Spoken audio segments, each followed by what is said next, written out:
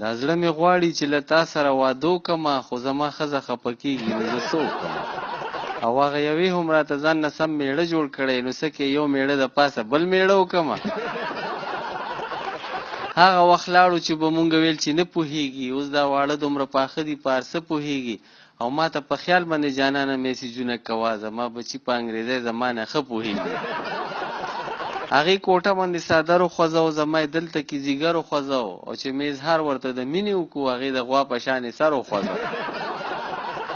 کور کې دننه وي که بار ولاړ وي، خو تصور کې راته یار ولاړ وي، او د مخکې صف نه ځکه وروستو لاړم، ما ویل کېدی شي دې کې پلار ولاړ وي. ما ویلې راشه څه ناڅه واخله، ما نه زما د مینې زړه واخله. نو هغې ویل زړه دې زه په توپ ولم، ما له یو څو بورې اوړه واخله.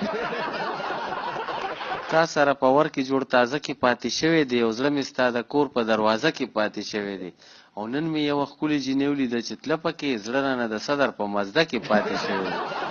او څنګه به د پلار زما رښتې نه اوس انکار وکړي، ما سره یو ځای پسې روزه کې پاتې شوی دی.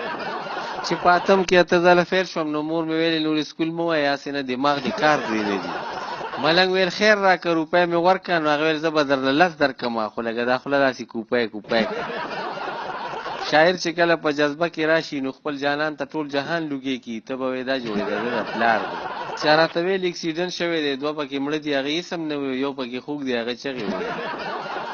ناوخته رالمه، نو ښځې مې ویل خالي زانګوله جوټې مه ورکوه، ماشوم خو خوار شي، دا دی ما سره دی.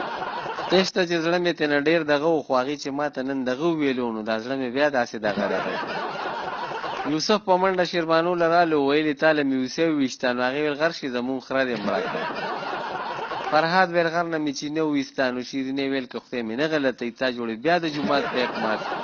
جینۍ چې لاندې باندې ما ته کتل، ما ویل خیر خدای جوړ خوښ دې شومه. هغې ویل وروره پرتوغاښ دې زانګي.